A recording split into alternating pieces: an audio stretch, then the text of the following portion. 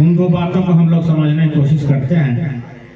ऐसे तो सार राम नाम है, बाकी सब असार है।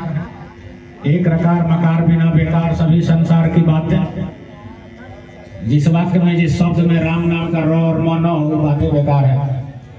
लेकिन यहाँ पे है कि दो बातें हैं। वो बात क्या है कि प्रारब्ध और पुरुषार्थ को समझत ना ही गंवार। प्रारब्ध क्या है और पुरुषार्थ क्या है, इसको महाराज जी ने यहाँ बताया। इसको हम लोग समझेंगे। अक्सर हम लोग समझने में इधर उधर हो जाता है और गलती कर बैठते हैं। कौन सा प्रारब्ध है, कौन सा हमारा पुरुषार्थ है, हमारे वजह से है। महाराज जी कहे कि हानि लाभ जीवन और मरना जस अपजस होनिहार। ये 6 बातें प्रारब्ध है। तुलसीदास जी ने भी लिखा है कि सुनाओ भरत भावी प्रवर बिलक कहो मुनिनाथ। हानि लाभ जीवन मरण जस अपजस विधियात। विधाता ब्रह्मा जी के हाथ में है, आपके हाथ में नहीं है। यानी जीव के हाथ में नहीं है, प्राणी के हाथ में नहीं है। 6 बातें जीवन में जो आपको लाभ होगा, जो हानि होगी, कब आप जन्मेंगे, कब आप मरेंगे, कब बीमार पड़ेंगे, कब ठीक होंगे, और कितना जस कीर्ति मिलेगा, कितना कलंक लगेगा, ये आपके हाथ में नहीं है। होम करते हाथ जले, ऐसा कहा जाता है। देहात में अपने कहावत है कि होम करते में भी हाथ जल जाता है। अच्छा करने चलते हैं और परिणाम बुरा हो जाता है, कलंक लग जाता है, अपजस हो जाता है। तो ये होते रहेगा अगर आपके भाग्य में ये बातें हैं तो। अगर विधाता ने, विधि ने, ब्रह्मा जी ने 6वें दिन छठियार जिसको हम लोग मनाते हैं, कोई जन्म लेता है तो छठियार मनाया जाता है। तो हर जीव का भाग्य 6वें दिन लिखा जाता है। और उसने जो लिख दिया, जो विधना ने लिख दिया, छठी रात के अंग राई घटे न तिल बढ़े रहुरे जीव निसंग। तो हम लोग इसका एक पार्ट को मानते हैं कि विधाता ने जो लिख दिया, छठी रात में छठियार के दिन सो तो होगा। लेकिन राई घटे और तिल बढ़े इसको नहीं मानते। हम लोग बढ़ाने घटाने का कोशिश करते रहते हैं। और सबसे बड़ी बात, निशंक होके नहीं रहते, शंका करते रहते हैं, निफिकिर नहीं रहते, मौज में नहीं रहते, भगवान भरोसे नहीं रहते, अपनी कोशिश करते रहते हैं, भले ही काम खराब होता रहेगा। तो रहुरे जीव निशंक, क्या ऐसा होता है? नहीं होता, क्योंकि वो नहीं जानता, अपने को नहीं जानता, ईश्वर को नहीं जानता, सतगुरु को नहीं जानता। लेकिन कम से कम जो जीव सतगुरु के शरण में है वो तो इस बात को समझता है, बूझता है कि निशंक कैसे हुआ जाएगा। अगर राम भरोसे रहेंगे, भजन भरोसा एक बल एक आस विश्वास, अगर ये सूत्र को पकड़ेंगे तो निशंक हो सकते हैं। तो यहाँ जो महाराज जी कहते हैं कि प्रारब्ध और पुरुषार्थ को समझे ना ही गंवार, नहीं समझा वो गंवार है। तो समझ लेना है क्या कि जो आपके जीवन में होता है वो पुरुषार्थ नहीं है, वो प्रारब्ध है। आप केवल निमित्त है, बहाना है, आपके माध्यम से हो रहा है। आपका घर बन रहा है तो आपके माध्यम से बन रहा है। आपको बेटा बेटी हो रहा है जितना होना है, क्योंकि बहुत लोग तो निसंतान रह जाते हैं। शादी ब्याह सबका होता है, लेकिन भाग्य से होता है पुत्र पुत्री, भाग्य से धन दौलत, भाग्य से होता है संसार और संसार के सारे काम। और एक भाग्य क्या है? आपके पूर्व जन्मों का कर्म है। जो आपने पहले किया वह भाग्य बन के आपको फल दे रहा है। आपके पूर्व कर्मों में से कुछ संचित कर्म ले करके पाप और पुण्य मिला करके ये शरीर बना दिया गया। और जितना पाप और जितना पुण्य इसमें मिला है उस हिसाब से आप भोगेंगे। विधि प्रपंच गुण अवगुण साना, संसार गुण और अवगुण मिला करके बनाया ही गया। तो हम लोगों का शरीर हमारे पूर्व जन्मों के कर्मों में से पाप और पुण्य लेके बनाया गया है और उसी के अनुपात में हम सुख या दुख भोगते हैं। इसलिए ज्यादा चिंता करने की बात नहीं है। रहुरे जीव निशंक रहिए, जो समझ में आवे सो कीजिए, जो सतगुरु से आदेश मिला है सो कीजिए। गुरु की शरण में गए हैं तो जो गुरु ने कहा है वही कीजिए, क्योंकि मंत्र मूलम गुरु वाक्यम, गुरु की बात मान करके मंत्र समझ करके आप जपते हैं तो वही आपको फलदायी होगा, चाहे आपके गुरु ने जो भी कहा हो। आपका विश्वास फलदायी होता है। मंत्र में अपनी शक्ति नहीं, मंत्र की शक्ति अपनी जगह है, नाम की शक्ति अपनी जगह है, लेकिन जो जपेगा उसी को फल होगा। मेहंदी में लाली है, जो रगड़ता है उसका लाल होता है, देखने वाले का नहीं होता। दरवाजे पर मेहंदी का पेड़ लगाने से हाथ लाल नहीं होता, ले करके रगड़ करके पीस करके छाप करके और धैर्य से रखने से अगले दिन लाल होता है। तो धैर्य रखिए, ले करके रगड़िए, हानि लाभ को छोड़ करके आगे बढ़िए, क्योंकि भाग से अधिक दाम ना मिलता, कर्तव्य करे हजार, अब बिन मांगे मोती मिल जावे, बूझे बूझनहार। चाहे लाख हम कर्म कर लें, लाख प्रयास कर लें, जो होना है वो होके रहेगा, उतना ही मिलेगा जितना आपके भाग्य में लिखा है। इसलिए संसार के कर्म करते रहिए, करना चाहिए, बिना किए भी नहीं होगा। आप को ख पढ़ते हैं तो पहले को तब ख कुछ करिए तब खाइए। साहब जी ने भी कहा है इस बात को कि पहले कमाइए और तब खाइए। बहुत सी बात उन्होंने कही, साईं इतना दीजिए जामे कुटुंब सब खाए। तो भगवान से, मालिक से मांगिए, लेकिन आप क्या खाली हाथ बैठे रहेंगे? आप ही अपना जो कर सकते हैं वो करिए।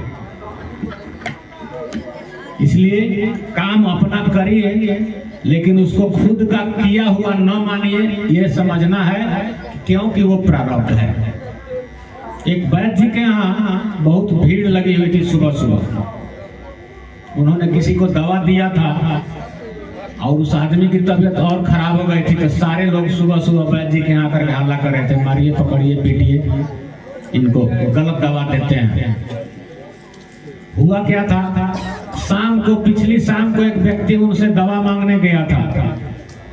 अब बोला कि पेट में दर्द है और आंख में जलन है, दवा दीजिए। वैद्य जी ने 2 पुड़िया दवा दी और कहा कि इसको गर्म पानी से खा लेना, पेट दर्द ठीक हो जाएगा, और इस दवा को आंखों में लगा लेना, आंख में राहत आ जाएगी। सुरमा वगैरह उन्होंने दिया। और व्यक्ति घर आया और आंखों में लगाने वाली दवा को गर्म पानी से खा लिया, और जिसको गर्म पानी से खाना था उसको आंखों में लगा लिया। उल्टा असर हो गया। अब दोष किसको दे रहा है? वैद्य जी ने गलत दवा दी है, तो झगड़ा हो रहा है। हम लोग के साथ यही होता है। प्रारब्ध को हम लोग अपना पुरुषार्थ मांग लेते हैं, अब पुरुषार्थ को कहते हैं कि भगवान का किया हुआ है, जो हमने किया है उसको कहते हैं भगवान का किया हुआ है, ये प्रारब्ध में लिखा हुआ था। आज जो प्रारब्ध से मिल रहा है उसको कहते हैं कि मेरा किया हुआ है, घर मैंने बनवाया है, बेटा मेरा है, नाती मेरा है। यही समझने की चीज है कि पुरुषार्थ वो नहीं है, ये आपका भाग्य है, आपका पीछे का कर्म है और वर्तमान का कर्म है। क्योंकि ऐसे भी देहात में कहा गया है कि बाढ़े पूत पिता के धर्म या खेती उपजे अपना कर्म। कुछ काम है जिसमें आपका मेहनत सफल होता है, लेकिन बढ़ोतरी, विकास, जिसको आज का नारा बहुत है, वास्तविक उन्नति धर्म से होती है, आपके पूर्वजों के कर्म से होती है। उन्होंने जो किया है, जो संस्कार दिया है, उसके हिसाब से आपके घर का माहौल का है, आपके घर में कितना सत्संग, प्रवचन, कथा, कीर्तन होता है, उससे भी होता है। इसलिए इसको समझना है कि जो हो रहा है, हानि लाभ जीवन मरण, यानी जितने भी लाभ जीवन में है वो प्रारब्ध है, होगा। जितना हानि हो रहा है वो भी प्रारब्ध है। इसलिए इसकी चिंता न करें, निशंक रहिए, निर्भीक रहिए, चिंता रहित रहिए, चिंतन के साथ रहिए, चिंतन के साथ मत रहिए। चिंता छोड़िए और चिंतन कीजिए किसका? नाम का। क्योंकि बिन मांगे मोती मिल जावे, बूझे बूझनहार। जो बूझ गया है उसके लिए है कि बिन मांगे मोती कैसे मिलता है? मिलता है न मांगे तो भगवान से तो लोग मांग लेते हैं, ये चाहिए, धन चाहिए, बेटा चाहिए। भगवान को कौन मांगता है? अगर भगवान से भगवान को मांग लिया जाए तब न मोती मिलेगा। क्योंकि अखंड करोड़ को मालिक, सारे धन के मालिक तो वही है, आपके भी मालिक वही है। स्वयं कहते हैं कि सबका जोग क्षेम का आह्वान मैं ही करता हूँ, तो सब जब वही करते हैं तो उन्हीं को न मांगिए। ये मांगने वाले बिन मांगे मिलता है, जो बूझने वाले महाराज जी कहते हैं कि बूझे बूझनहार, कर्तव्य नहीं काम करेगा, भाग्य के अनुसार काम आपसे कराया जाता है। आप जो आज कर रहे हैं, हम आज जो कर रहे हैं, वो भाग्य में है और उसी अनुसार ईश्वर प्रकृति माया हमसे वो काम करा लेती है। हम उसी अनुसार काम करते हैं और ऐसा हमको भ्रम पकड़ लेता है कि मैंने यही किया है। ये प्रारब्ध है, ये पुरुषार्थ नहीं। अगर हम लोग इस बात को समझ गए तो आगे बढ़ते हैं। पुरुषार्थ क्या है कि दूसरी बात है पुरुषार्थ का सुमिरन करो मनमान। पुरुषार्थ जो है जीव का, उसका अलग से अर्थ किया जाए तो पुरुष माने जीव होता है। वास्तविक अर्थ पुरुष माने जीव, स्त्री और पुरुष नहीं। पुरुष माने जीव और पुरुषार्थ यानी जीव का अर्थ, जीव का धन क्या है? तो जीव का धन भाई राम नाम है। जीव का तो जो कुछ है वो राम नाम है। महाराज ये किताब पे पढ़े, आंख जीव के सार शब्द है जानत नाई गंवारो। जीव का आंख भी राम नाम है। जीव का आंख क्या? जीव का कान, आंख, नाक, मुंह सब राम नाम है। सब कुछ राम नाम ही है, क्योंकि जीव अपने वास्तविक स्वरूप में न खाता है, न पीता है, न जगता है, न सोता है। जीव तो केवल राम नाम का सुमिरन कर सकता है और कुछ वो कर भी नहीं सकता। जीव को पार ब्रह्म ने बनाया। कैसा? कि प्रगटे जीव अनेक अविनाशी या निर्गुण लोक बास सुख राशि।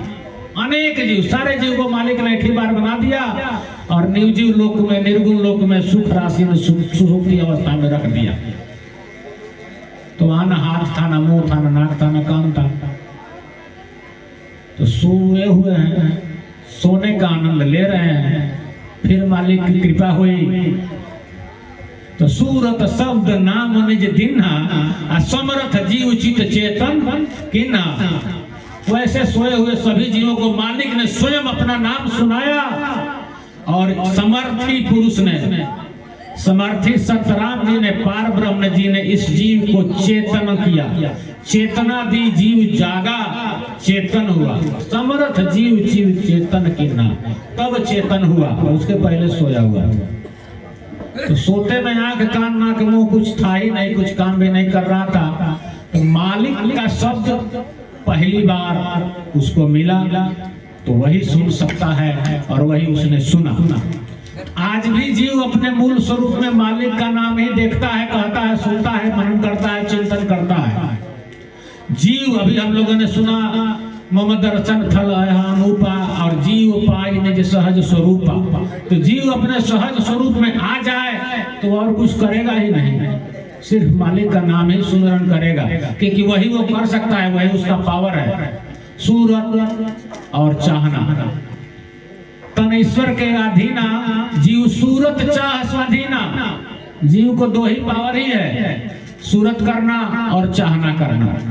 अभी जीव को जो शरीर मिला है, इसके न कर्म अनेक हो जाते हैं। यह दौड़ता है, भागता है, देखता है, कहता है, सुनता है, सोचता है, मनन करता है, गुस्सा करता है, हंसता है, रोता है।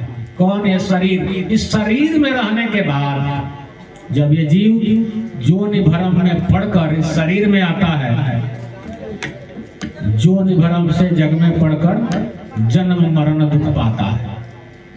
जब जोनि भरम पकड़ता है, इस शरीर में आता है, तब इसके कर्म अनेक हो जाते हैं। यह कहने लगता है, सुनने लगता है, देखने लगता है, लेकिन माया के यह चरम दृष्टि है, तासो नहीं भव पारो, रे जीवापन ही विचारो। सब कुछ महाराज जी ने अपने ग्रंथों में दिया। तो जीव रूप में आए तो जीव का पुरुष का अर्थ राम नाम है। पुरुष यानी जीव, अर्थ यानी धन। तो जीव का अर्थ, जीव का धन राम नाम है। और राम नाम कौन सा धन है? राम नाम है रतन धन। रतन धन है, उससे बड़ा, रतन से बड़ा कोई वस्तु नहीं होता। सोना चांदी रुपया सब कुछ होता है, हीरा है, लेकिन सबसे ऊपर रतन बताया गया है, तो राम नाम है रतन धन। तो रतन धन सबसे बड़ा धन जीव का धन होता है। तो जीव जो है राम नाम का जब सुमिरन कर सकता है, कैसे? महाराज जी कहते हैं कि सुमिरन करूं मन मार, मन को मार करके, अहम मरे तब मन के मारे। मन के मार के लगाइए भाई। तुलसीदास जी को लोग कहते हैं कि बहुत सीधा सीधा लिखे हैं। उन्होंने भी लिखा है कि मीन मरे गहरे जल में, कबहू न मरे जल से बिलगाई, अब पाप करे सो तरे तुलसी, कबहू न तरे हरि के गुण गाई। कबीर साहब को लोग कहते हैं कि उल्टा कहते हैं, तो तुलसीदास की बात सीधी लग रही है। इसमें भी वही बात है। मन मरता है जब संसार से हटाया जाता है। पानी यानी संसार, मीन मरे गहरे जल में। हमारा मन रूपी मीन संसार से जब अलग किया जाएगा तब मरेगा। संसार इसके सामने होगा, संसार की ओर देखेगा, नहीं मरेगा। इसको खुराक मिलती रहेगी, लेकिन जब उससे हटा करके नाम में लगाएंगे, तो जब नाम की आदत पड़ जाएगी तब पुरानी आदत छूटेगी, क्योंकि पुरानी तो छोड़नी ही पड़ेगी। तो सुमिरन करो मन मार, नाम भजन करिए, सबका रास्ता खुल जाता है। ज्यादा समझने की जरूरत नहीं है कि पहले मन को मारे कि पहले भजन करें।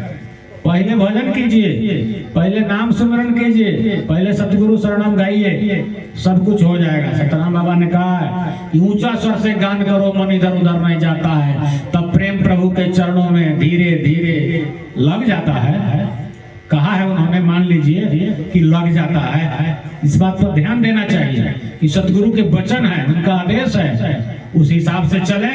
तो सुमिरन करो मन मार, मन को लगाना पड़ेगा, क्योंकि बिनु पुरुषार्थ राम न मिली है, संतन कहत पुकार।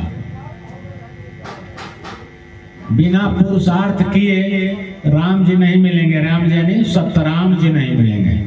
संतन पुकार, ढोल के ढोल बजा के कहते हैं। कबीर साहब ने कहा, कहता हूँ कह जा तू बजा बजा के ढोल, श्वासा खाली जात है तीन लोग के मोल। एक श्वास में अगर एक नाम है तो सांस सार्थक है, नहीं तो निरर्थक है, व्यर्थ है। तो संतन कहत पुकार, क्या कि बिनु पुरुषार्थ राम ना मिली है।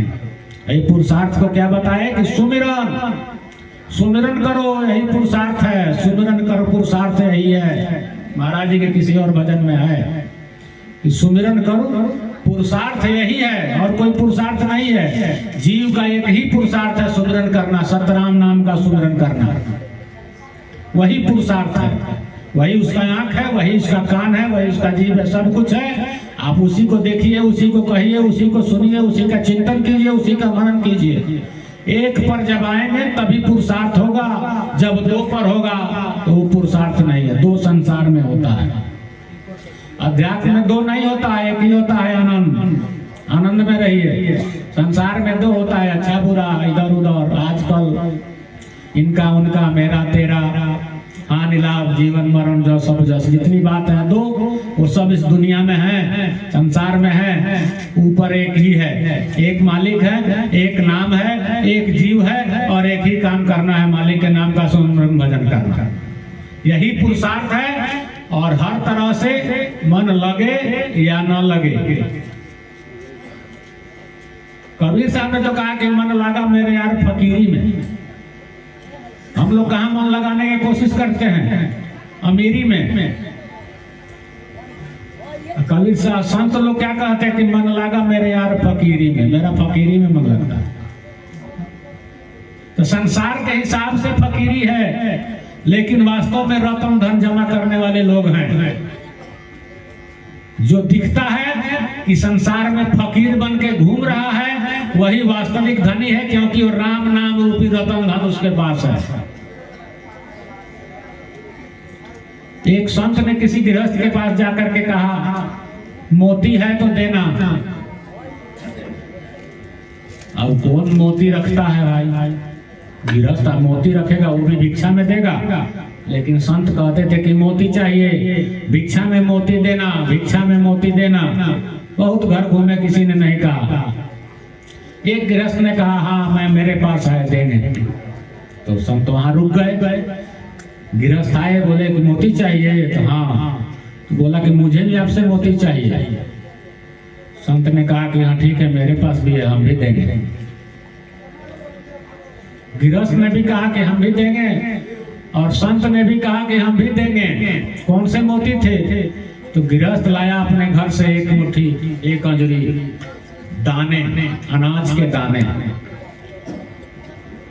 कृषक किसान का मोती वही है, अनाज, चमकते हुए गेहूं के, चावल के दाने संत की झोली में डाल दिया। बोला कि हमारे मोती यही हैं, इसी से हमारा पेट भरता है, इसी से हमारा परिवार चलता है, ये हमारे मोती हैं, आपको जरूरत है ले लीजिए। बोला कि हाँ सही बात है, संसार का मोती यही है, जिससे भूख मिटती हो, जिससे क्षुधा तृप्त होती हो, वही संसार का मोती है। क्योंकि कुछ भी आप कमा के लाए उसका भोजन ही बनता है, रुपया नहीं खाया जाता, अनाज ही खाया जाता है।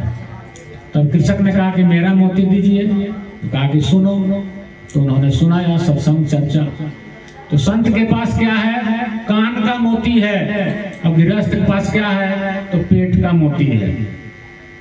जो आप खाते हैं, जिससे आपकी क्षुधा तृप्त होती है, मुंह तृप्त होता है, स्वाद मिलता है, तो वो आपका पेट का मोती है जो गृहस्थ के पास है। और कान का मोती संत के पास है, यानी राम नाम।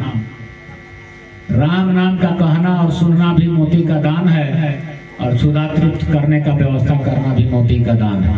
तो अपने अपने मोती हैं, लेकर के बदलते रहिए, बदलते रहना चाहिए। अगर आप अपने मोती अपने पास रख लेंगे और संत अपना मोती अपने पास रख लेंगे तो किसी का काम नहीं चलेगा। संत ने कहा कि गिरी सेवे साधु को और साधु सेवे राम, कहा कबीर अब बन गया इन दोनों का काम। अपने अपने काम है, अपने अपने मोती है, बांटते रहिए, बदलते रहिए। तो यहाँ कहे कि बिन पुरुषार्थ राम ना मिले हैं, संतन कहत पुकार। बार बार पुकार पुकार के कह रहे हैं कि पुरुषार्थ, पुरुषार्थ क्या है? राम नाम का भजन, सुमिरन, कीर्तन, चिंता चिंतन चाह नाम के चितो बारंबार। ये बताया उन्होंने तरीका। पुरुषार्थ कहाँ से आप शुरू करेंगे? तो पहले चिंता कीजिए, फिर चिंतन कीजिए, बार बार चित्त में चढ़ा लीजिए। आपके चित्त में नाम जब बस जाए, आपके हृदय में बस जाए, जब तक न बसे बार बार कीजिए, बारंबार कीजिए। राम राम कहो बारंबार, एक बार कहने से नहीं, और एक दो बार कहने से नहीं, और 12 बार कहने से भी नहीं, बारंबार बारंबार निरंतर बिना अंतर किए कहते रहिए। तब ये बारंबार महाराज इसका विशेष अर्थ बताते हैं, कहते हैं कि इसका अर्थ बार बार नहीं है, बारंबार है, यानी लगे रहिए, अंतर मत कीजिए, बीच में किसी को घुसने का जगह मत दीजिए। आप बैठे हैं, रास्ता में जा रहे हैं, अपनी 10 आदमी आगे पीछे, बीच में एक दूसरे ग्रुप का घुस जाए, क्या होगा? ग्रुप गड़बड़ हो जाएगा, बातचीत बदल जाएगी। तो अपने ग्रुप में, अपने संत में, अपने संगत में किसी और को न घुसने दीजिए। तो अपने मन में, अपने चिंतन में, अपने चितवन में कोई और नाम ना घुसने दीजिए। राम राम राम राम इतनी बार कहिए कि बीच में जगह न मिले। ये है पुरुषार्थ का तरीका। यही महाराज जी का है कि चिंता करो, क्योंकि चिंता तो हरि नाम की दूजे न चितवे दास, और दूजे चिंता जो करे तो परे काल के फांस। तो राम नाम का चिंता करना ही भजन है। जितना समय मिले, अब चिंता करने के लिए अलग से समय निकालने की तो जरूरत पड़ती नहीं। कर से कर्म करो विधिनाना, सूरत रखो जहाँ कृपा निदाना। संसार के काम हाथों से और दिमाग से, मुंह से, कान से, पैर से होते हैं, मन से नहीं होते। दिन भर बैठ के अगर आप सोचते रहें कि गेहूं काटना है, धान काटना है, गेहूं बोना है, तो नहीं होगा। उसके लिए खेत में जाना पड़ेगा, हाथों से काम करना पड़ेगा, तभी संसार के काम होते हैं। लेकिन मालिक का काम के लिए हाथ पैर डोलाने की जरूरत नहीं पड़ती, सिर्फ चिंता करनी होती है। संसार से सिर्फ उलट, पूरी तरह से अलग मालिक का काम चिंता करने से हो जाता है और संसार का काम करने से होता है। तो करिए, संसार में अपना शरीर लगाइए, अपना दिमाग लगाइए, लेकिन अपना चित्त, अपना हृदय मालिक के नाम में लगाइए। यही पुरुषार्थ है। चिंता कीजिए तो नाम की कीजिए और संसार के काम करिए, शुरू कर दीजिए, हो जाएगा, वो भी हो जाएगा। लेकिन मालिक का नाम चिंता करने से शुरू होता है। चिंता चिंतन चाह नाम के, नाम की चिंता और किसी बात की नहीं। संसार में क्या हो रहा है उसकी चिंता करेंगे तो बिगड़ेगा, बनेगा नहीं। जो होना है वही होगा, क्योंकि वो प्रारब्ध है। यही इस पद में समझने की जरूरत है कि वो प्रारब्ध है, उसके अनुसार आपसे कराया जा रहा है, करिए। लेकिन चिंता केवल मालिक के नाम की कीजिए, और वो कब, कितना, बारंबार करते रहिए, करते रहिए। क्यों कि सुर दुर्लभ नर्तन को पाकर हो जाओ होशियार। सरकार कहते हैं सतराम बाबा की होशियार हो जाओ, समझ लो, सावधान हो जाओ, क्योंकि वो देव दुर्लभ शरीर आपको मिला है। अभी सुना हम लोगों ने मनोज भाई से, तुलसीदास जी कहते हैं साधन धाम मोक्ष कर द्वारा पाई न जो परलोक संवारा, बड़े भाग मानुष तन पावा, सुर दुर्लभ सद ग्रंथन गावा। तो सधा लीजिए इसको, सुर दुर्लभ नर्तन को पाकर हो जाओ होशियार। तो होशियार आदमी क्या करता है कि जमा कर लेता है, भजा लेता है, बना लेता है। जितना समय मिलता है, वास्तविक होशियार आदमी 3 बजे भोर में उठ के भजन करता है, क्योंकि ये शरीर मिला ही है भजन करने को, साधन का धाम है। अब तुलसीदास जी ने कहा कि राम नाम मणिदीप धरु जी हृदय हरिद्वार, तुलसी भीतर बाहरो जो चाह उजियार। चारों तरफ उजाला चाहते हैं, भीतर भी बाहर भी। तो राम नाम को अपने जीव में लाइए, मन में लाइए, चित्त में लाइए, जीव पर लाइए, सब जगह राम नाम को लाइए। तो आपका उजियारा होगा, प्रकाश होगा, ज्ञान होगा। क्योंकि अंधेरा किसी को अच्छा नहीं लगता, उजाला अच्छी चीज है। तो ये मनुष्य जन्म उजला पक्ष है, यानी कि शुक्ल पक्ष है। इसी में जितना काम कर लीजिए, दिन की बात है, रात की बात नहीं है। ये दिन है आपके जीवन का, इसमें अपने काम कर लीजिए, यानी जीव का काम कर लीजिए। और जीव का एक ही काम है, जीव का काम है मालिक का नाम लेने का, और कोई काम नहीं, और कुछ उसको आता भी नहीं। तो सुर दुर्लभ नर्तन को पाकर हो जाओ होशियार, क्योंकि अब की बाजी हार गया तो भर में जो नहीं अपार। लास्ट में सावधान करते हैं, सतराम बाबा चेतावनी देते हैं कि ये बाजी पर आपका जीवन लगा हुआ है। अब की बाजी अगर हारते हैं तो भर में जो नहीं अपार, फिर भटकते रहिए। 84 लाख जोनियों की चर्चा है, जन्मते रहिए, मरते रहिए। अब क्या कहाँ जाएंगे, कौन सी जोनी मिलेगी, कौन सी क्या मिलेगी, सब मिलेगी। बारी बारी से यहाँ से निकलेंगे वहां घुसेंगे, वहां से निकलेंगे दूसरे में जाएंगे। तो भर में जोनी अपार, कहते कि जन जगदीश तीव्रतम जल्द लेहु भव पार। तीव्रतम, जल्दी दौड़ो। आजकल परसों मत कीजिए, जल्द लेहु भव पार। आज ही भव सागर से पार हो जाइए। पूरा जीवन और पूरा बचा हुआ है। अभी तो हम 25 के हैं, 50 के हैं, 60 के हैं, अभी थोड़ा बाकी है। नहीं, एक पल भी आपका अपना नहीं है। अगले पल क्या होगा इसका पता नहीं है। और सरकार का लिखित आदेश है कि जन जगदीश तीव्रतम, तीव्रतम माने कि जल्दी से जल्दी, जल्द ले भव पार। भव यानी इच्छा, अपनी आकांक्षा, अपनी कामना, इससे पार हो जाइए, कुछ बाकी ना रहे।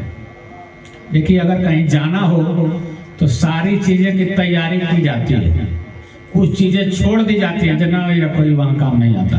हम लोग कहीं जाते हैं किसी शहर में, गांव से बड़े शहर में, छोटे शहर में, तो कुछ यहाँ की चीजें नहीं ले जाते, कहते हैं कि ना इसका वहाँ कोई काम नहीं है। कुछ चीजें ले जाते हैं कि वहाँ भी काम आएगा। तो जहाँ जाना है उसके हिसाब से तैयारी करते हैं, छोटा बड़ा बैग, कपड़े लत्ते, रुपया पैसा रखते हैं। तो हमको जहाँ जाना है हम लोग सतलोक जाने की कामना करते हैं, सतलोक जाने की चाहना रखते हैं। सतराम बाबा के आदेशानुसार उसका प्रयास करते हैं, उनकी कृपा से जाएंगे। तो क्या तैयारी है हमारी, क्या क्या हमने संभाल लिया है, क्या क्या अपने बैग में रख लिया है और क्या क्या वहां जाएगा। हम जो जमा कर रहे हैं उसमें क्या क्या जाएगा। क्या आपका बैग तैयार है? क्योंकि टिकट कभी भी कंफर्म हो सकता है, वेटिंग में लगा हुआ है। ट्रेन में होता है ना कि टिकट कटा लिए, कंफर्म नहीं है, लेकिन हम लोग का टिकट कटा हुआ है, कंफर्म कभी भी हो सकता है।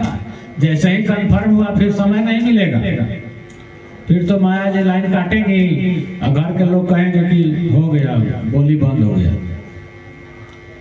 तो टिकट कब कंफर्म हो जाए ये तय नहीं है, ये अनिश्चित है और ये सबके लिए है। इसलिए आपका महाराज जी कहते हैं कि बहुत गई थोड़ी रही जीवन। मान के चलिए कि आपका बहुत बीत गया, भले आप 20 के हो, 50 के हो, 80 के हो। जब हमें मान के चलते हैं कि अभी बहुत बाकी है, वही गलती है। लेकिन सरकार ने कहा है सबके लिए कि बहुत गई थोड़ी रही जीवन, थोड़ी ना ही बचावे। तो थोड़ा सा रह गया है, आज भी थोड़ा सा ही है, कल भी थोड़ा सा ही रहेगा। तो ये थोड़ा मान के जब चलेंगे तो जल्दी जल्दी समेटेंगे।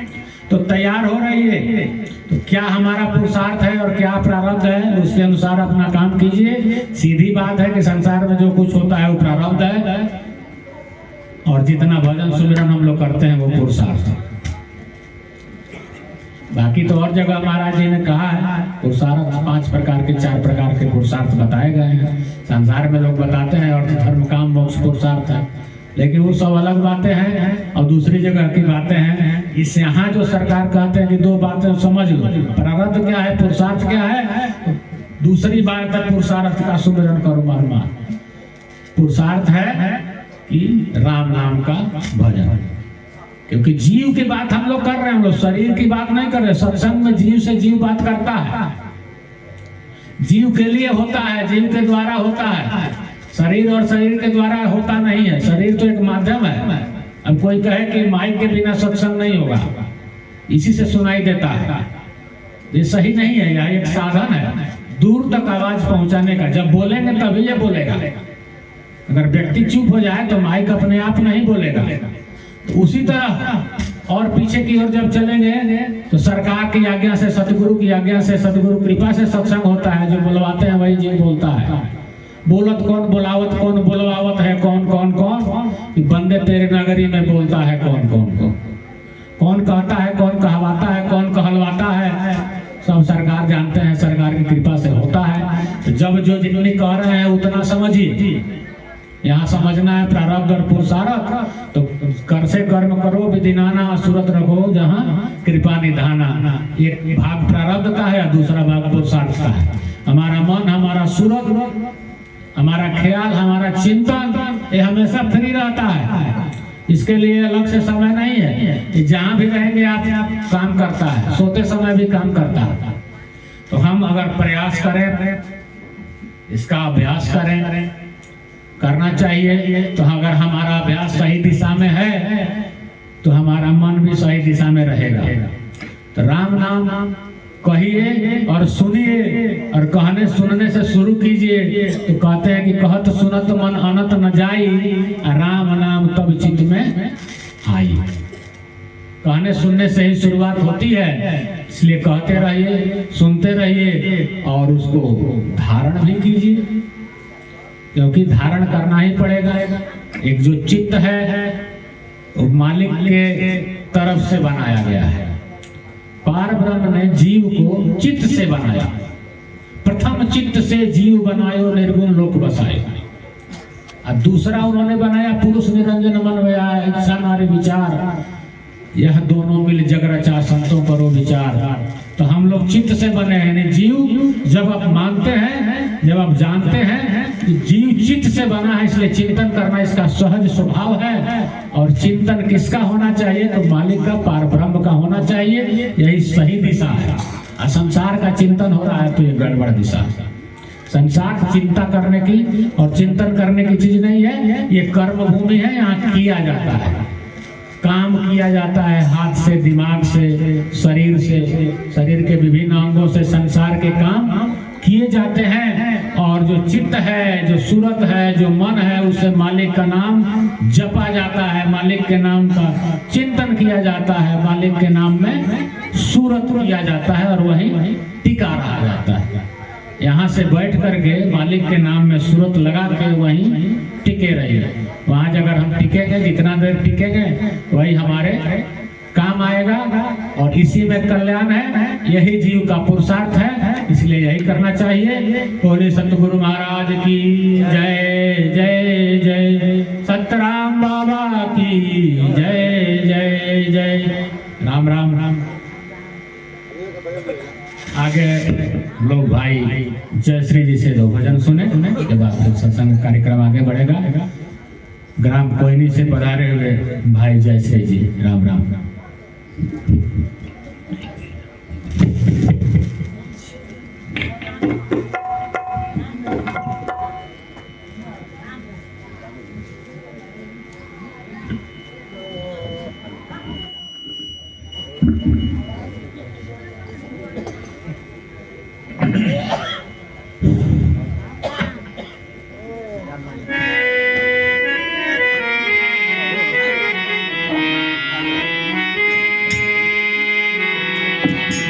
प्रेम से बोल दी सतगुरु महाराज की जय जय जय। नामदानी सतराम बाबा की जय जय जय। सतलोक धाम की जय जय जय। आज की समैया की जय जय जय।